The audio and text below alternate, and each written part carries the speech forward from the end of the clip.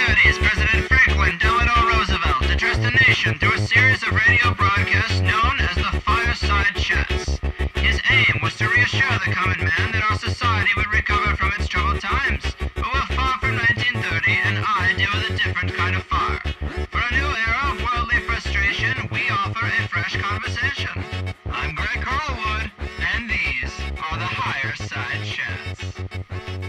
How's it going, Fireside Chatters? Here we go, drinking a little drink, smoking a little smoke. I am your humble host, Greg Carlwood, just doing what I do here in sunny San Diego. And anyone familiar with THC will know by now that the bulk of what I do is 5 2-hour shows a month. The first hour is free, the second hour is for a $5 a month subscription. And thanks so much for everyone who enjoys the show I put out and sees them as valuable in this digital sea of infinite options. I do appreciate it more than anything, and sometimes I run into a guest who would rather do a shorter show, or maybe their story is more suited for an hour episode, whatever it is. I usually just go with it. And so occasionally we'll have an extra episode just thrown in as an added thank you for all the support and the sharing of the show and the near perfect reviews we have across all the different platforms. These things matter so much, especially to a show like THC. We don't have a news team or marketing strategists, and I'm not a celebrity host, at least not yet. But I do everything I can to make the best conspiracy and paranormal show within my means, and that's great, but without listeners who help draw attention to it, it wouldn't mean anything. It wouldn't get any traction. And by God, lately, we have had some serious traction, I gotta say. So, thanks. But lately, a few people have written me in disappointment that we've gotten way too much into magic or way too far into the conspiracy world or even dabbling too much with spiritual or philosophical ideas, and I try to make everyone happy. And the bigger the audience gets, the more I'm finding that to be a bit impossible. But we're going to swing this pendulum back into the paranormal for the sake of the people who have asked, because aliens and UFOs are definitely a THC staple, and you can only go so long before you really just have to pay some homage to that strangeness in the sky, and today that is what we're doing with one of those oh-so-extra bonus shows. And I'm psyched to get the ball rolling on this one because we know that when it comes to the UFO situation, two of the most interesting aspects that come up time and time again are their strange ability and desire to shut down our nuclear facilities and also the abduction phenomenon. Well, today we're going to be talking with one of the very few people on the planet who has had personal experiences with both of these aspects, which in my eyes is quite a treat. His name is Robert Salas, and he graduated the Air Force Academy in 1964, served 7 years of active duty, flew target drones as a weapons controller, commanded international ballistic missiles as a launch officer, and had one hell of a night at his position on March 24th, 1967. He's written a new book called Unidentified, the UFO Phenomenon. I really enjoyed it, and I'm so psyched to talk to him about all this stuff. Robert, my man, welcome to the show. Thank you, Greg. Thank you for having me on. Well, the pleasure is mine, good sir. You know, I've always had a fascination with UFOs, and as interesting as it is, it seems very far removed from me in my life. So as the host of a show like this, it's pretty exciting to get to speak personally with people who've had firsthand experiences. It's a bit of a rare opportunity, and you have had a very rare pair of life experiences. You must feel pretty lucky, huh, man? Oh, I don't know if luck's the word. But I do feel responsible for telling the public about these experiences since I did have them. So I'm happy to share any part of it with you. And of course, I've been investigating for about 20 years now. Man, that is such a long time. Yeah, it is. It is. Well, I'm a little jealous, I have to say, but let's get into this experience that you had in the Air Force. I think a lot of the audience is aware of these types of things. We hear about them a lot in ufology, but I don't know how often we hear one detailed by someone who was actually really there. So I guess walk us through what happened. Okay, in 1967, I was a missile launch officer in Montana, stationed at Great Falls, Montana. I was part of a two-man crew, and our job was basically to monitor and launch missiles if ordered. And these were intercontinental ballistic missiles. So on this one particular evening, we went out to a place called Oscar Flight, which is located about 100 miles east of Great Falls, Montana. It was one of 15 what we call launch control centers or launch control facilities where we had a capsule underground concrete and steel, hardened capsule. And we went on duty about every 3 days or so. We had about 6 guards upstairs on this particular night. This was March 24th, 1967. My commander was Fred Mywald. We went, we relieved the crew on duty, and then after dinner, he took a rest break. One of us had to be awake at all times. Sometime in the evening hours, I get a call from the topside guard who says there's lights flying above the facility, making strange maneuvers, flying very fast, turning on a dime, making 90-degree turns. They wanted to report it. They said they weren't airplanes. I didn't quite know what to think of all that. I kind of discounted it at the time. And then he called back about 5 minutes later. This time he's screaming into the phone, saying that there is a glowing red object hovering above the front gate. Scared to death, had their guards out with all their weapons, and he simply wanted me to tell him what to do next. I was kind of shocked. Of course, I didn't know exactly what was going on, but he was serious, and he was frightened. I could tell by his voice. So I think all I said was make sure nothing comes inside the gated area. Right. And then he had to hang up, and so I went to tell my commander about the phone calls. And as I was starting to tell him about the phone calls, we got a lot of bells and whistles going off inside the capsule. We have klaxons and warning lights and sounds that go off. So we look over at the board, and all 10 of our missiles were going no-go, are disabled while this object was still up there. And we had a way of querying the system to find out what was wrong, and they were all reading guidance and control system failure. Huh. So we had a inertial guidance system on the missiles. They're very sensitive, of course, to being a locked-on target or locked on their location. So there was a very particular piece of equipment called the logic coupler, which was upset. So this object, whatever it was overhead, would have had to send a signal to each one of our missiles separately and interfere with the logic coupler of each missile. It would have had to have penetrated, the signal would have had to penetrate 10 separate cables, which are triply shielded against electromagnetic interference. So, wow. That was it in a nutshell. We later were notified that the same thing had happened in another flight. I thought it was that night, but as it turns out, it was a week earlier. Same situation where UFOs came over and shut down 10 of their missiles. So within the span of 8 days, we lost 20 missiles. Wow. UFOs. 20 missiles over 8 days. I mean, did you guys feel like you were under attack? It felt like it. I felt there was some kind of maybe a terrorist attack going on topside. But the thing is, those missiles were not damaged at all. The guidance system was simply upset.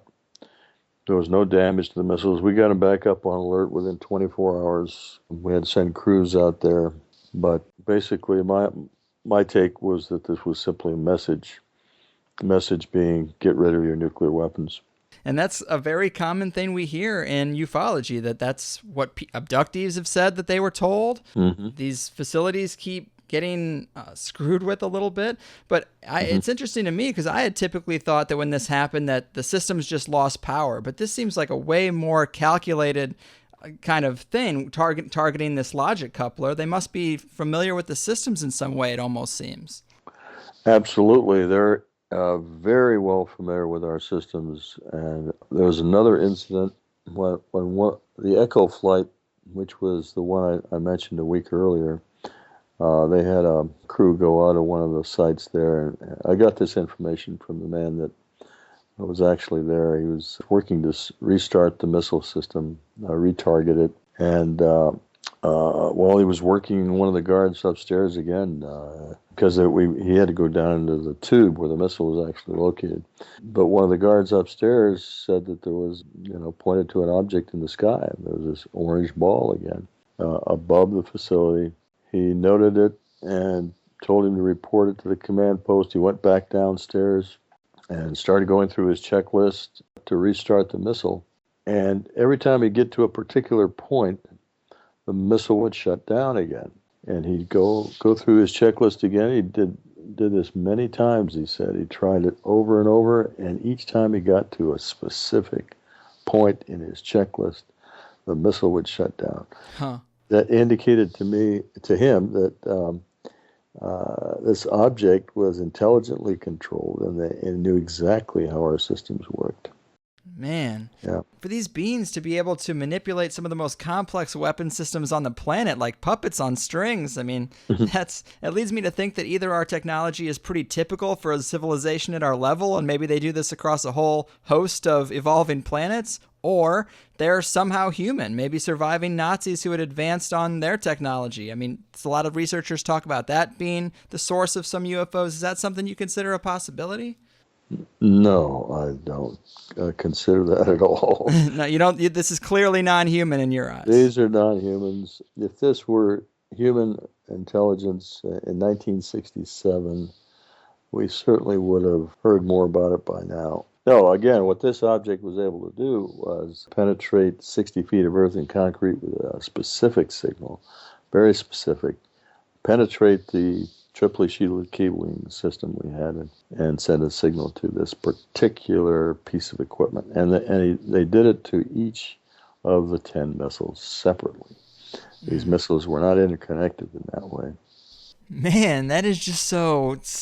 I don't want to say scary, because I'm actually more scared of the puppet masters in the power pyramid that want these missiles to go off or built them for mutually assured destruction in the first place. But it's definitely a security risk for sure. It did certainly cause a big stir within the Air Force. Some of the top commanders came down to Malmstrom Air Force Base and interviewed the previous crew, the Echo Flight crew. By the time our incident happened, I was at Oscar Flight. This was, there was a full-blown investigation going on, and we were simply told not to talk to anybody. And primarily because the Condon investigation was ongoing, where Edward Condon of the University of Colorado was given a contract to study the UFO question for the Air Force. But it was basically a whitewash. The Air Force did not want us to talking to them or anyone else. So we were ordered never to talk about this. Of course. I did want to ask you, did you get the vibe that these people who were telling you to be quiet, did you get any impression that they were less surprised about the story? Yes. As a matter of fact, I did.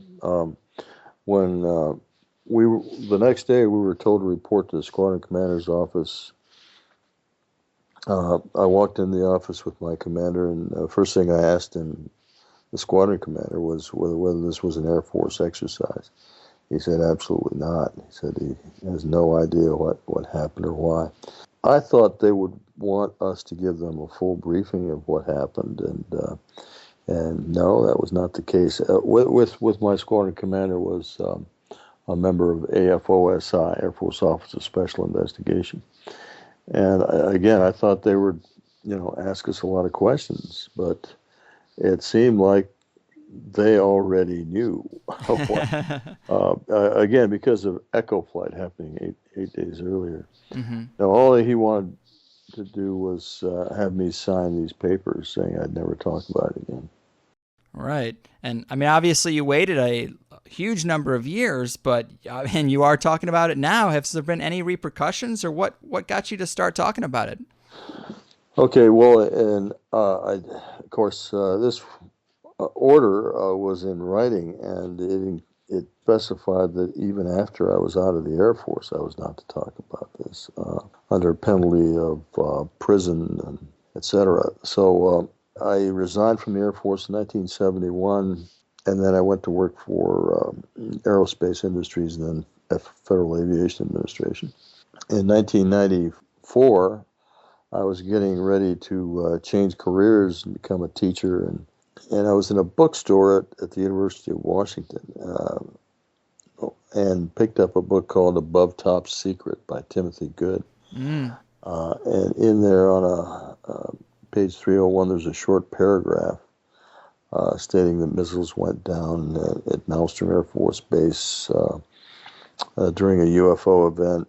I got kind of excited because I thought the Air Force had declassified, because here it was in print, and nobody was supposed to know about this. Mm-hmm. So I took a chance and went to the local MUFON, Mutual UFO Network, and talked to an investigator there named James Klotz, and asked Klotz to send a FOIA request to the Air Force, not mention anything about UFOs, and see if he could get more information about this. So he did, and we got a return mail stating that this incident was still classified. However, since it had been so long, they were going to declassify it. So they declassified what I refer to as the Echo Flight incident. That was the one that happened previous to ours. Mm-hmm. But I thought at the time, because it described it, so it matched what I recall, I thought it was my incident. So I started speaking openly about it, because that incident had been declassified. But it wasn't until later, maybe a year or so later, that I found out, no, I was at Oscar Flight, and my incident happened 8 days later. So here I am. I'm public about it, so I decided to keep going. Up to this point, I have not been contacted by the Air Force or any government agent telling me not to speak about this.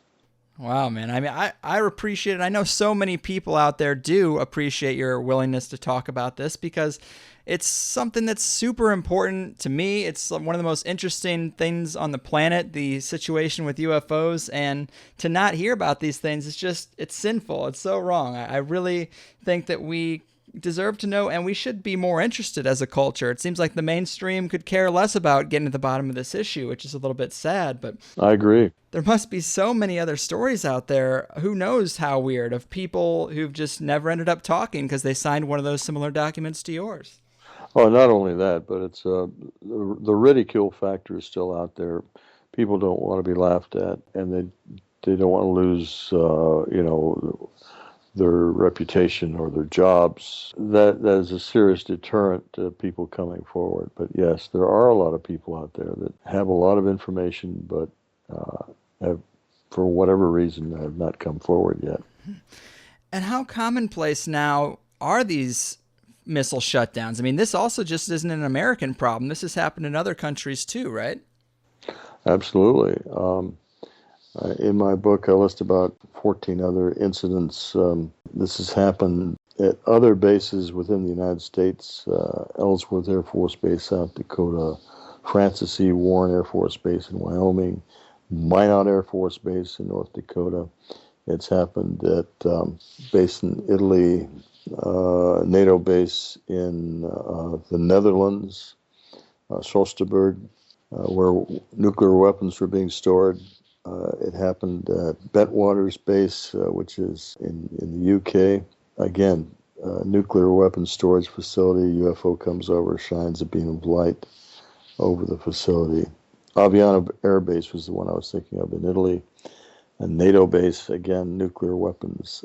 UFO flies over, shines a beam of light on the weapons storage area. So I'm convinced that really what they're up to with regard to nuclear weapons is to literally shine a light on them and state send a message that these things can do us no good at all and could possibly obliterate all living things on planet Earth, which not only would affect us, obviously, but may even affect them in some way. Right. And one other idea that people in the ufology community talk about with these beings is that possibly they could be survivors of previous civilizations, maybe from before the flood or the destruction of Atlantis or something like that, who retreated underground, and they've just been living kind of in secret and advancing their technology, which you would think would be far more than the surface if they had been around for so long. And it's also a crazy idea. It's just as crazy as these beings being from outer space, but it kind of makes me think that that's why they might have such interest in keeping the planet safe, because it's their home too. I don't know. It's a weird idea, but have you ever entertained that thought? Not really. I do believe that there are underwater bases, and there's evidence also that some of these objects fly into mountains or into volcanoes and could have underground bases. Um, so at this point, I'm not going to discount any possibility, no matter how crazy it sounds, Right. because we just don't have a complete story, a complete picture of where these beings are from, what they're up to. Right. It's a really weird situation, but every time someone like you comes forward, we get another little piece of the puzzle, and I think you add these things Right. together and we get a clearer picture, and Right. it's happening all the time. But in your book, you also say that for your money, you would put it down on the fact that an international UFO cabal is most likely responsible for the secrecy that we have. And that's interesting. I definitely think that's likely. But how do you think this group was formed? I mean, do you think they answer to anyone? Well, I think if I had to, and again, this is speculation, but if I had to pin it down, I'd say it probably originated after the Roswell crash in 1947, because the Air Force initially stated that they had recovered a saucer, and then a day later they were overruled by higher ups. So that started the cover up, the basic cover up that the Air Force and other government agencies in the United States have been involved in. Now, as you point out, these incidents have occurred worldwide, so from that standpoint, there's probably individuals within governments in other countries that somehow the United States agents, let's say, because again, it's not the U.S. government that I place in this cabal. It's individuals, a select group of people, probably within intelligence agencies of the U.S. government, that are part of this cabal. And they've probably made contact with intelligence groups in other countries that are handling this secret. And they've probably been doing so since about 1947. In fact, in 1950, a man by the name of Wilbert Smith, an engineer working for the Canadian government in the United States during a project he was doing with a top scientist in the U.S., was told that the UFO question is being studied by a secret group, and this secret group is headed by Vannevar Bush. Vannevar Bush was the top scientist, U.S. top scientist during World War II. He was the one that oversaw the project for the first nuclear bomb test and a bomb. So certainly there's good evidence that this secret group does exist and has existed since at least 1950. And I know that Boeing did a study of your incident, but I'm inclined to think that companies like Boeing and Lockheed Martin, they might even have more secrets than the government. I wonder how involved they are with shaping some type of international cabal on this UFO topic.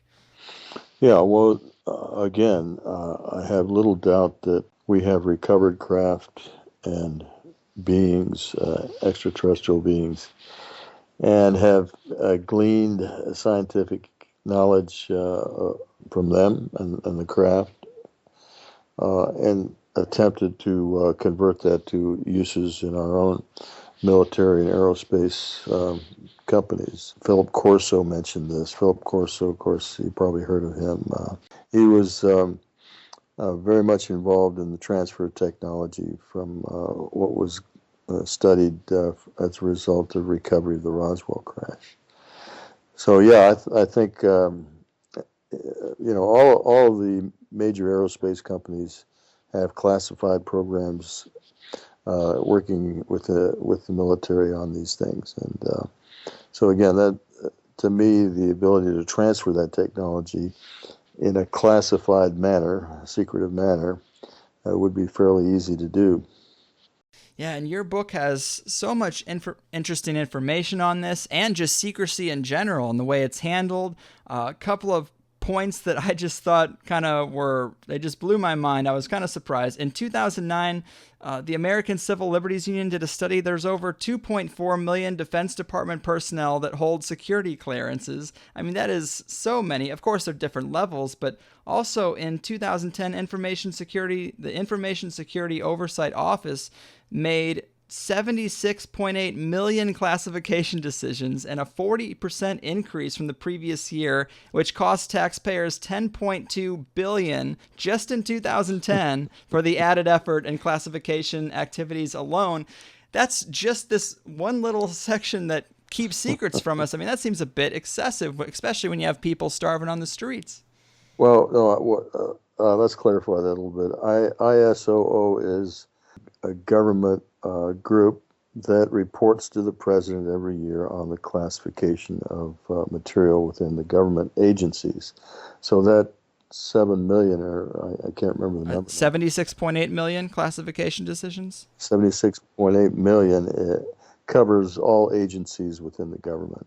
So that's all military and other agencies. Right. But that's still an awful lot.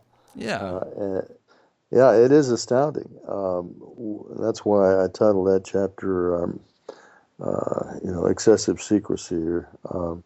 It's just very it's extreme, and that ultimately affects our democracy because it keeps the public uninformed, and an uninformed public cannot properly monitor its government and what they're up to.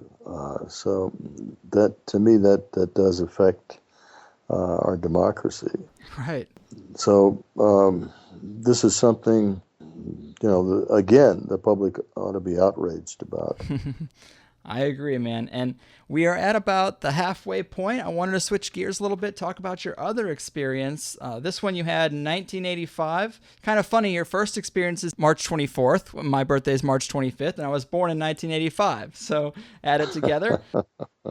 This is a lot more personal than what happened to you on the job in 1967. This is closer to the realm of an abduction. Can you kind of tell us what you remember from that experience?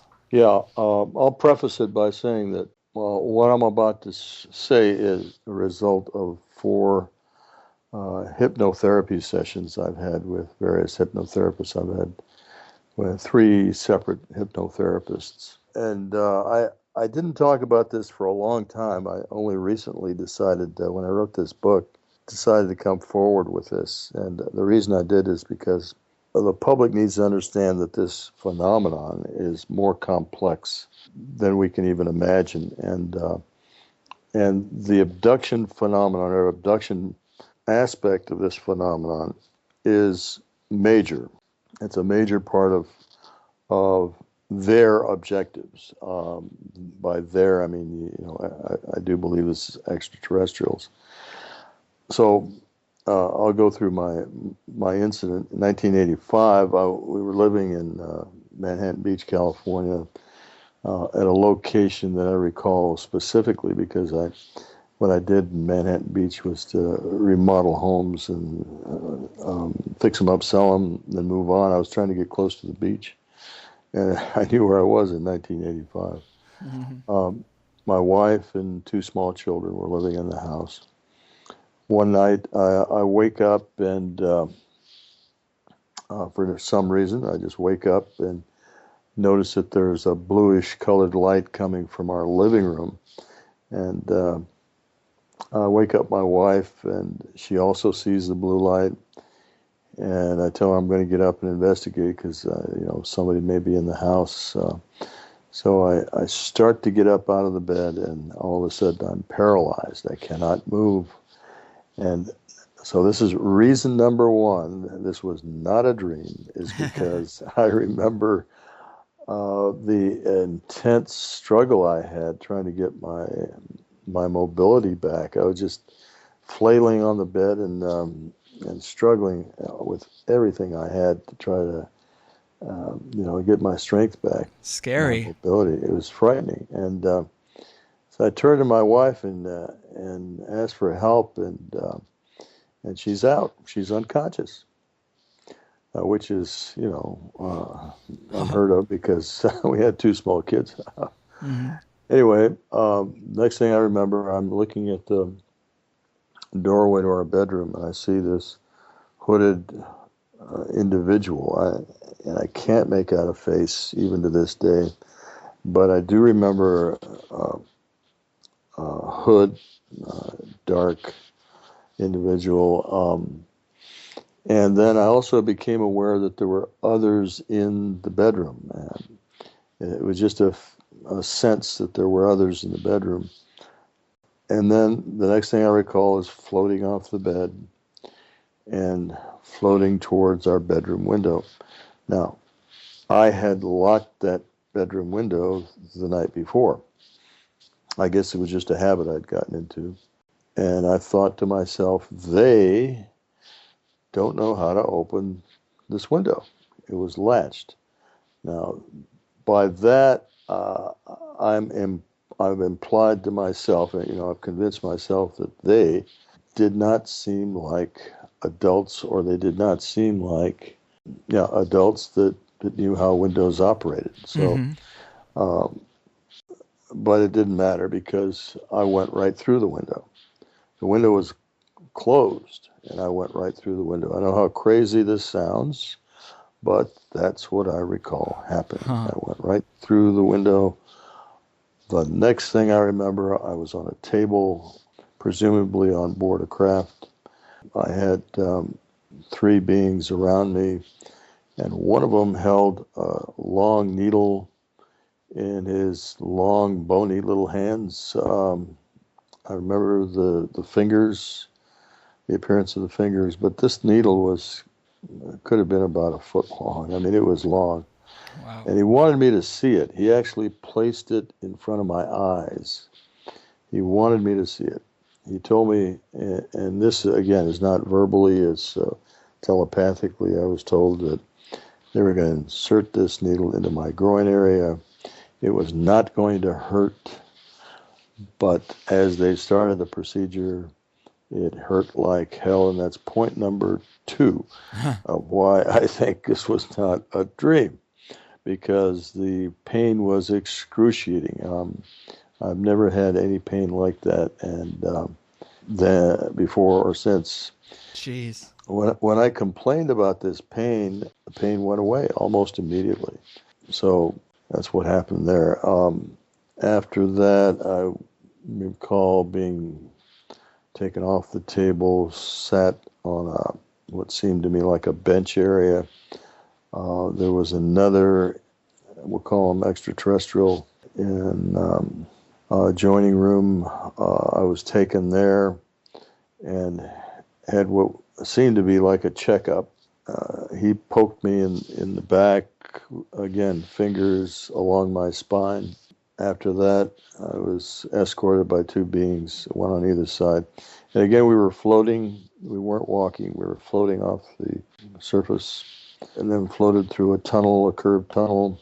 And then there was this white flash of light, and I was back in my bed. Wow. Again, all this, I did not remember any of this the next morning.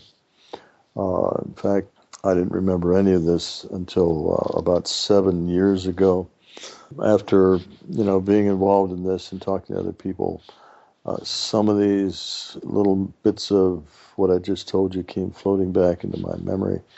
And that's when I decided to have a session, an initial session about 7 years ago with a therapist, and started getting back some of these things. And then the final thing that convinced me that this is not a dream was my wife coming to me, and after I told her about seeing a blue light, she came to me later and said she saw the blue light. So she confirmed to me that yes, in fact, she had also seen the blue light that night. So those three things convinced me that this was real. It was not something I fabricated and made up. Wow. That is an amazing story. And I've heard you talk about it a little bit before, and there's a couple of indications that this has happened multiple times because of the layout of the room, right? Right.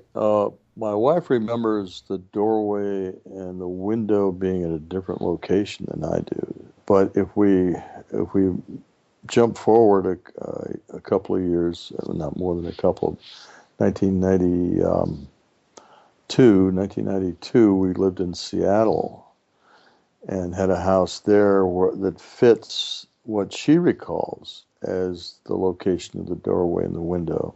But again, I had a different recollection than she did. So, and also, she has a recollection of her waking up and seeing the blue light and then going back to sleep.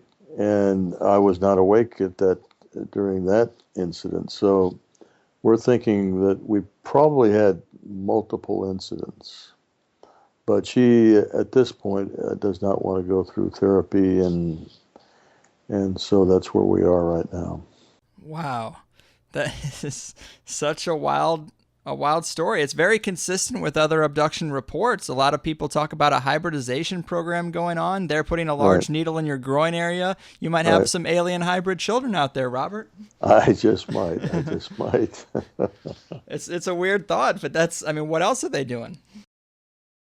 Yeah, there's no doubt. There's been so many witnesses, abductees that have talked about seeing hybrid children on board craft, asked to hold a hybrid child that they're told is theirs, told to give it love, and things like that. So it's very likely that there is a hybridization program going on.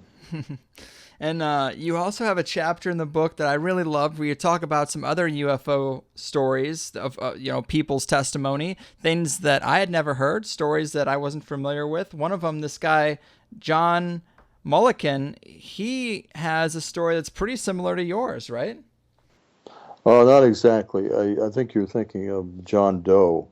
I've got John Mulliken was 17 years old, lived in up here in Central California.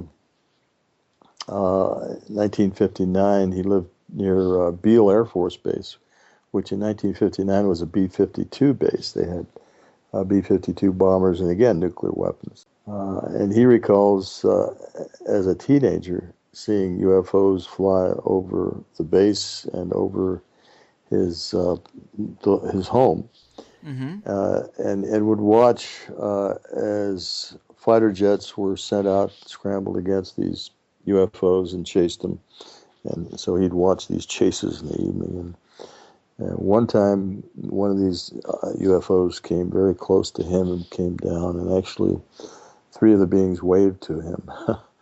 But he's a very credible witness. As a matter of fact, I went out and interviewed not only him, but his mother, who also saw these objects, and she confirmed that, yes, indeed, they were flying over.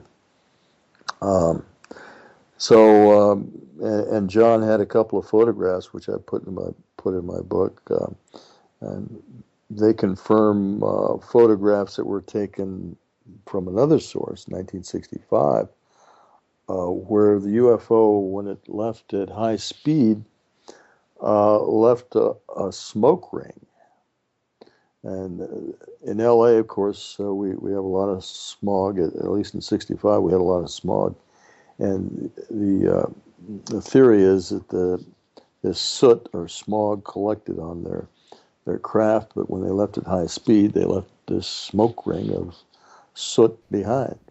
Yeah. And John Mulliken had a photograph which also shows a smoke ring left behind after a UFO flew off.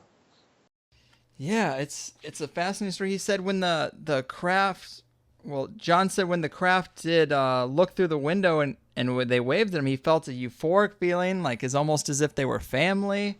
Yeah. Very strange. Right. And then I believe, I'm looking at the book now, but I believe it was this same John Mulliken fellow who had a second experience later where someone was in his room and he was floated to a craft, and then he later felt pain in the groin. Yes. That's the aspect that I thought was pretty similar to yours. Oh, yes, absolutely. That aspect was. So Yeah, what can I say? It's Yeah, it does leave you kind of speechless. It's a weird situation. Another woman, Josie Zwinenberg, she had a really interesting story. The aspect that I thought was kind of crazy is that, and it backs up your theory about the UFO cabal, is she had a encounter where she saw something, and then 31 years later, somebody approached her and started talking to her about that incident, and even mentioned to her, hey, you remember when you heard something in the bushes? And she was like, whoa, I never told anybody that. And they said, well, hey, we've been watching you since that day for 31 years. And that is kind of collaborating evidence to your theory about the cabal. yes, exactly. And Josie is, by the way, that's her real name. Yeah, exactly what you said. That fairly recently she ran into someone while she was on vacation. He told her some things like the rustling in the bushes that she heard when she approached the UFO that she saw. Nobody else knew that unless they were there, and so that was just amazing. Josie's a very credible individual, but it does point out the fact that this UFO cabal has a group of people that are tracking witnesses. And I think the reason they're doing that, number one, is because witnesses are sometimes visited multiple times by UFOs. Mm-hmm. And of course, they want to keep track of that. But they also want to keep track of whether or not these witnesses are talking and what they're saying to the public. Because obviously, the cabal, their main purpose is to maintain this secret. It just seems so odd. After 31 years, 3 decades of watching someone, I wonder what prompted this person to actually make face-to-face contact with her. Hard to say, except possibly trying to frighten her. You know, Intimidation, This happened after she and I had made contact, and again, I'm pretty certain that I'm being monitored. My emails, my telephone conversations are being monitored because I've been a public witness for, like I say, 20 years. So they would have known. We know the NSA is monitoring our emails, so they Right. would have known that I had made contact with this other witness, Josie. Yeah, man, it's a fascinating story. The book is chock full of really cool information. I really like the section you have on the various types of evidence we have. One story you talk about that some footage of a UFO acceleration was caught on film and analyzed by this Dr. Bruce Maccabee, and in his professional opinion, he assesses the speed is over 500 G. Well, not speed, Or the acceleration. Acceleration that these ET pilots, let's say, would have to endure 500 G turns, things like that. So how does that happen? I mean, how, this stuff is just so amazing. It's hard to wrap your head around it, but this cabal is accumulating this information. They probably have secrets as to how the propulsion systems work, the kind of energy they're using, how they apply that energy, and a myriad of other things that is very valuable information, and information that could be used as, let's say, negotiating chips with other countries through the network, the international network of this cabal, and also could be financially valuable if this information is converted into some technology that's used by industry. So I think that's the main reason these secrets are being kept right now is simply greed and power. Mm-hmm. I don't think it's a question of whether or not the public could accept this reality, because I think most of the polls show that at least 50% of the population believe that yes, these UFOs are real and we are being visited. Yeah, a lot of people seem to think that it has to do also with free energy or the type of technology they use, that if you were to unlock that for the masses, that we wouldn't be able to be charged by GE every week. Yeah, right. And the oil companies would have problems too. So, yeah, So it's very complex. The UFO phenomenon is complex, but the way the way it's being controlled, the information is being controlled, keeping it away from the public is complex also. Mm-hmm. And in terms of disclosure in general, in 2013, we know we had the citizens hearing for disclosure. That made a decent amount of waves. It got a little bit of publicity. Mm-hmm. But do you know of any plans for a follow-up event or advancing that thread at all in the next couple of years? Well, yes. I've heard that Stephen Bassett, who organized the citizens hearing in 2013, has now, as of last week, sent copies of a video which has some of the stories. I haven't seen this video, but it has some of the testimony that was given in Washington in 2013. And this video was sent to each of the sitting congressmen and women in the House and the Senate. And I think he's going to try to follow up, make phone calls, and see if we can get some interest in talking to these people and possibly having an actual hearing. That would be the objective.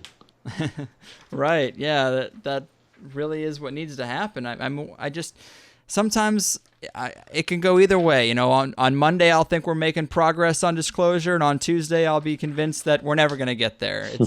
It goes back and forth, man. I know how you feel. It's very frustrating. Well, Robert, UFOs are always a great topic for my money. I've had a great time. You don't get to talk to someone who's watched UFOs shut down missiles or been in the room and also had a needle shoved into his groin on an alien craft every day. And we just combined the two. So thanks for being the highlight of my week. Would you like to tell the people where they can get your book and keep up on you a little bit before we call it in? Oh, sure, Greg. They can go on Amazon.com. I've got 2 books for sale there. One is called Faded Giant. I wrote that in 2005. Basically talks about my incident at Malmstrom. And then the newest book is called Unidentified, the UFO Phenomenon. And that covers the span of 20 years of my experience investigating this. I'm probably not going to be speaking too much in conventions, UFO conventions. I am going to speak in Brazil coming up later this month, and then again in Germany in April of next year. That's about all I've got scheduled at this point. Wow, well, that's fun, getting all around the world. You bet. Awesome, Robert. Well, thanks again. It has been a real honor and a pleasure. Enjoy the rest of your day, all right, man? Thanks, Greg. Thanks a lot. Appreciate all right, take Bye. Care. Wow. Well, there we go, people. An hour with Robert Salas, experiencer of the 2 greatest phenomenons associated with UFOs for my money. And it's always nice to get a reminder that there are bigger things going on than the Sons of Anarchy finale and a sale on iPhones. But how weird. You know, what else can you say? We hear about these things fairly often if you're someone who pays attention, but I still learned a lot. Like I said to Robert, I had just assumed that these UFOs were shutting the power down, but it's a much more complex, calculated move. And to hear that they target this specific piece called the logic coupler, well, if you're going to try to make a point to humans about how logical it is to have stockpiles of nuclear weapons around only built to kill and destroy areas for decades, yeah, I think our logic coupler was out of whack way before these spaceships came. But out of the hundreds or thousands of components that make these facilities work, there is a deep symbolism there in targeting that. But a big thanks again to Robert. Check out his book, Unidentified, if you want to dig deeper into the Salas saga. It is interesting. And I love ufology. I just feel like there's not a lot of unexplored territory in this field. There's not a lot of questions left for hosts like me to ask. We just don't know what we don't know. And maybe that's thanks to the successes of the international UFO cabal on secrecy. Who knows? Thanks to all the amazing listeners who are propelling the Higher Side chats to the top of the conspiracy charts, which admittedly aren't very big charts. It's kind of like finding out you're one of the world's tallest midgets. But I am thrilled, nevertheless. If you appreciate the extra unscheduled hour of conspiratainment, hopefully you can take a minute to do the review thing on iTunes or show this family-friendly episode to the people that you hold dearest. I'm going to get out of here, but enjoy the holidays. We have another show coming up soon, and then we'll throw one more out there before the end of this glorious year of the horse. And on that show, we'll do another money bomb where one of the listeners can get a couple $100 out of my donations, and that will be great. We've given out over $5,000 since this started, so that is pretty awesome. But let's switch gears just a little bit. I'm going to be ending this episode with a great song from 21 Pilots that is very appropriate for some obvious and not so obvious reasons, and I'm going to be getting a little negative, but with ultimately a positive purpose. Now, as you're taking the personal inventory you should be taking this time of year, and always really, thinking about how you've spent your time and resources, how you've made the world better, not neutral, not what you didn't do, but what you did do. What have you given of yourself? How much of your time is wasted? How much are you complacent or even contributing to the pain and suffering caused by our greedy little machine? Are we happy? Are you happy? Are we making progress? Are we doing enough? The large majority of the people on Earth who have known nothing but poverty under the thumb of our leadership would probably say no. The families of those who have died by the quick trigger fingers of the unaccountable police would probably also say no. The victims of U.S. drone strikes overseas who don't even have enough resources to eat, let alone be a threat to anyone, would probably also be hoping that we do a little bit more too. It's a frickin' mess. And maybe I shouldn't be delivering this message through a whole desk full of equipment that's components were mined by slave labor and assembled by folks with mildly better conditions, like I'm some kind of moral authority. I'm not. But maybe we've fallen in line with leaders marching us to destruction, built on the backs of the poor souls we'll never see. And someday I hope we'll stop being okay with that. Maybe we're all just waiting for a leader to articulate this ball of frustration in our collective guts in the right way so we can point to him and be like, yes, that's how I feel. Let's get behind that guy. And maybe that's what those UFOs are trying to do in their own abstract way, show us another possibility. And maybe when they're done with the missile silos and the nuclear bunkers, they can start shutting down the slave labor facilities, the drone launch controls, the slave mining operations, the banking system, Wall Street, and all the gears and levers of the powerful puppet masters cannibalizing control grid, and say, come on, people, follow us instead. Maybe that's their intention. But we don't follow them, or we don't know how. And maybe instead of watching and waiting for someone to take that first step, we should just take it ourselves. But if you have the time as this episode's coming to a close, reflect on that for a few minutes, as I did when I picked this song, sitting here in a dark, smoky room trying to channel the ultimate good out of my iTunes playlist. You might feel a little bit of what I feel. And it's probably not unlike a foot-long needle to the groin. And I guess as long as you're part of the Western world, happy holidays. There's miles of land in front of us, and we're dying with every step we take. We're dying with every breath we make, and all fall in line. A stranger's back is all I see. He's only a few feet in front of me, and I'll look left and right sometimes, but I'll fall in line. No one looks up anymore, 'cause you might get a raindrop in your eye, and heaven forbid they see you cry as we fall in line. And about this time of every year, the line will go to the ocean pier and walk right off into the sea, and then we fall asleep.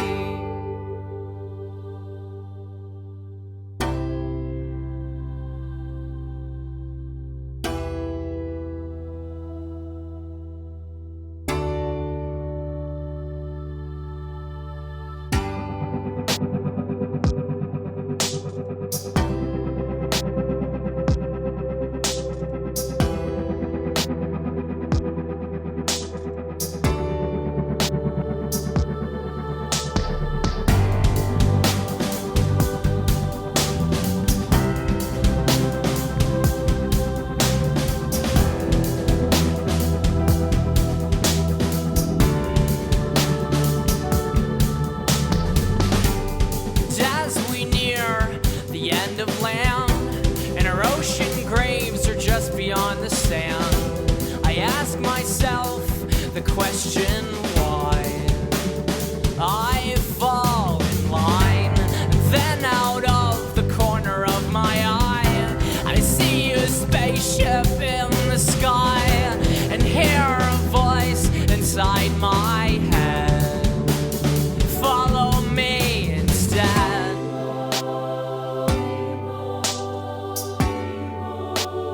Follow me instead.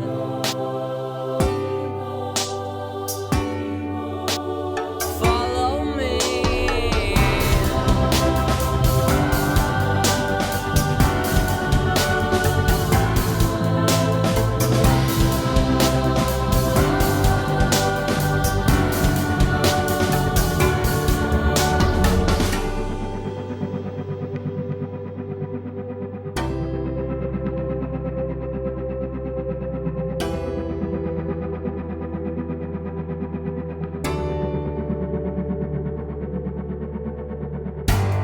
Then the wages of war will start inside my head with my counterparts, and the emotionless marchers will chant the phrase, "This line's the only way." And then I start down the sand. My eyes are focused on the end of land, but again the voice inside my head says, "Follow me instead."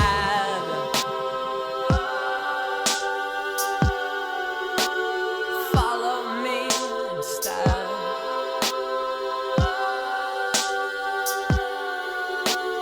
Follow me.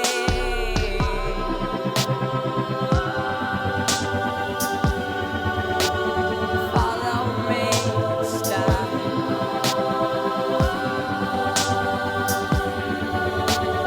Follow me instead.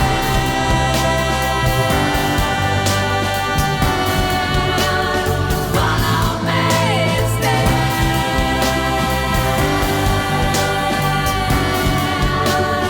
Follow me instead.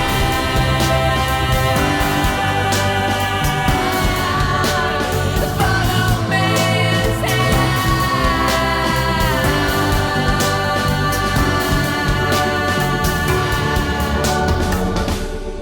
Take me up, seal the door. I don't wanna march here anymore. I realize that this line is dead, so I'll follow you instead.